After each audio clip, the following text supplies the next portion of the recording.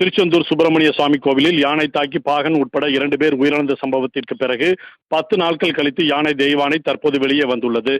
திருச்செந்தூர் அருள்மிகு சுப்பிரமணிய சுவாமி கோவில் யானை தெய்வானை கடந்த 18ஆம் தேதி தாக்கியதில் யானை உதவி பாகன் உதயகுமார் மற்றும் அவரது உறவினர் முன்னாள் ராணுவ வீரர் சிசுபாலன் ஆகியோர் உயிரிழந்தனர்.